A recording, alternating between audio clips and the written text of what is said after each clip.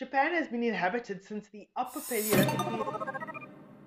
What's up, guys, and welcome back to my YouTube channel. It's Tesh. I hope you guys are doing well. Today's video is going to be about the oldest countries in the world today.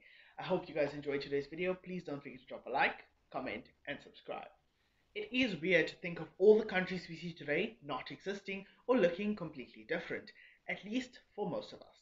It is quite difficult to maintain a country or keep it in existence, and it takes a lot of work and effort from all parties involved, be it the people, the government, or the army in some cases. And all of the work put into the maintenance and building of a country can be undone in a second by a war or an armed conflict. For example, Ukraine or historically Germany. And with a single man's call for war, this can dismantle everything and prompt a reset of a nation. Despite these conditions and these challenges, some of the world's nations have stood the test of time through border changes, conflict, and much more. And because of their determination, whether the people knew it or not, they have made these nations the oldest in the world to date. Right. Where do we find these countries and where do they come from? How do we determine that these countries are the oldest in the world? The first step in determining this is defining exactly what is a country. Early city-states such as Athens or Rome were absolutely powerful and influential during their time, but they were not countries as we consider them today. Similarly, the large empires that often conquered and brought together these city-states, such as the Roman Empire in Europe and the Han Dynasty in Asia, would not be considered countries today. However, countries that can be born from the shattered remains of a collapsed empire. Although a few empires exist in the modern era, new countries are still emerging. This typically happens when a territory secedes from an existing country, such as when the Soviet Union broke into 25 smaller territories, 15 of which became their own countries from 1988 to 1992, and they ceased to exist. And when the British Empire started decolonizing their territories, multiple different and new countries started being born from other countries or re-emerging. Now, how do we determine the age of various different nations?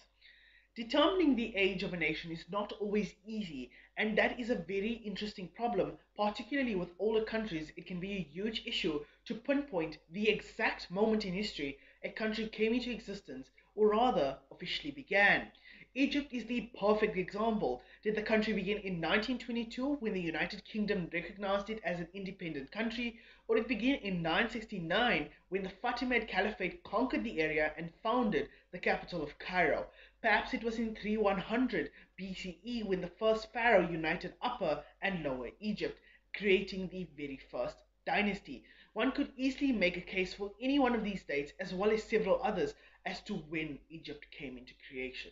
Similarly, the country we know as China is the birthplace of one of our planet's oldest civilizations, with early evidence of writing that dates back to 7000 BCE and written records of large-scale governments as early as 2070 BCE.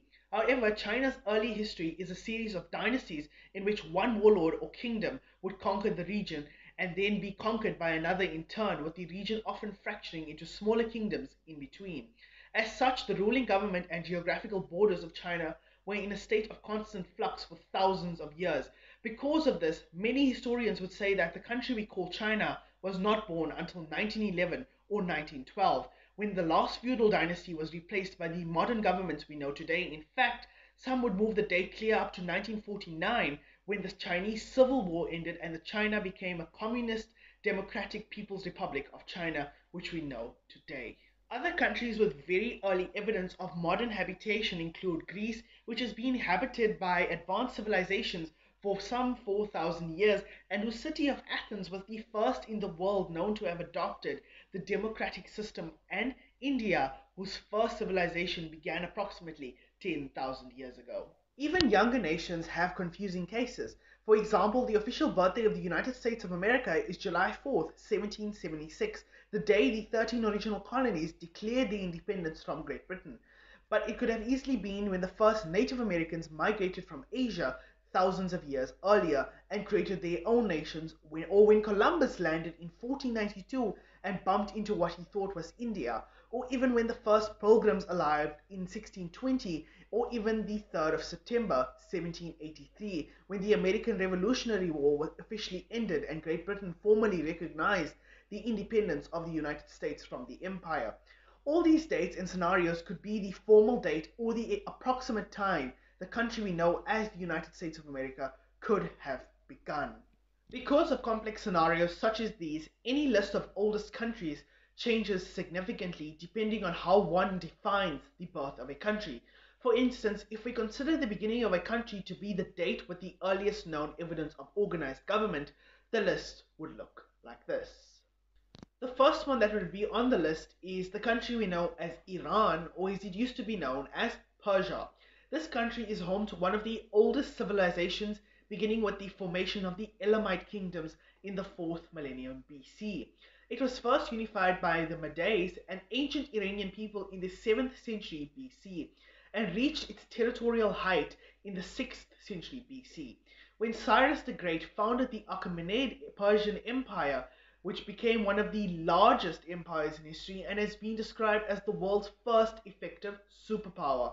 The Achaemenid Empire fell to Alexander the Great in the 4th century BC and was subsequently divided into several Hellenistic states.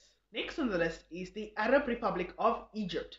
Egypt has one of the longest histories of any country, tracing its heritage along the Nile Delta back to the 6th and 4th millennia BCE. Considered a cradle of civilization, ancient Egypt saw some of the earliest developments of writing, agriculture, urbanization, organized religion, and central government.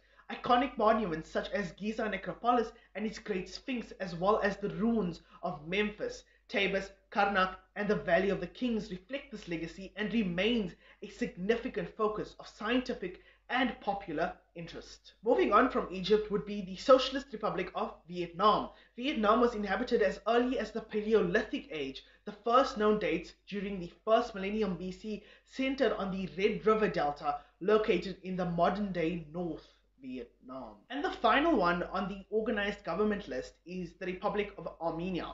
Armenia is a unitary, multi-party, democratic nation-state with an ancient cultural heritage. The first Armenian state of Urartu was established in 860 BC, and by the 6th century BC it was replaced by the satrapy of Armenia. The Kingdom of Armenia reached its height under the Tigranes the Great in the 1st century BC, and in the year 301 became the first state in the world to adopt Christianity as its official religion. The ancient Armenian kingdom was split between the Byzantine and the Sasanian empires around the early 5th century. Under the Bagratuni dynasty, the Bagratid kingdom of Armenia was restored in the 9th century. There are obviously way more on this list, but I just wanted to discuss these ones, and the next ones I want to discuss is the oldest by self-proclaimed sovereignty. The first on the list of self-sovereignty is Japan. Japan has been inhabited since the Upper Paleolithic period, approximately 30,000 BC. Though the first written mention of the archipelago appears in the Chinese chronicle, the Book of Han, finished in the 2nd century AD, between the 4th and 9th centuries, the Kingdom of Japan became unified under an emperor and the imperial court based in Heian-kyo. Beginning in the 12th century, political power was held by a series of military dictators, shogun, and feudal lords, daimyo, and enforced by a class of warrior nobility, samurai. After a century-long period of civil war, the country was reunified in 1603 under the Tokugawa shogunate, which enacted an isolationist foreign policy. Next for self-sovereignty is China, which appears on both lists. They are 7th with organized government and 2nd with self-sovereignty. The modern Chinese trace their origins back to a cradle of civilization in the fertile Yellow Basin of the Yellow River in the North China Plain. The semi-legendary Xia dynasty in the 21st century BCE and the well-attested Shang and Zhou dynasties developed the bureaucratic political system to serve hereditary monarchies or dynasties, and the 100 schools of thought debated the relation of the state, family, and individual. In the 3rd century BCE, Qing's Wars of Unification finally created the first Chinese empire, the short-lived Qing dynasty. The more stable Han dynasty, 206 BCE to 220 CE, established a model for nearly 2 millennia in which the Chinese Empire was one of the world's foremost economic powers. Next and last, I want to mention the Republic of France, which has been inhabited since the Paleolithic era. The territory of metropolitan France was settled by Celtic tribes known as Gauls during the Iron Age. Rome annexed the area in 51 BC, leading to a distinct Gallo-Roman culture that laid the foundation of the French language. The Germanic Franks formed the Kingdom of Francia, which became the heartland of the Carolingian Empire, and the Treaty of Verdun of 843 partitioned the empire, with West Francia becoming the Kingdom of France in 987. In the High Middle Ages, France was a powerful but highly decentralized feudal kingdom. And that is it for the oldest countries in the world. There are definitely way more older cities than we think there are, but that video is for another day. There were certainly a lot more countries than these, but I just found these interesting, and they were the top 4 in the article I based this video on. So I hope you guys enjoyed today's video. Please don't forget to drop a like, comment, and subscribe. Also join our Discord server and check out my social media links. Those will be in the link down below. Thank you guys for watching. I shall see you guys in the next one. Bye bye.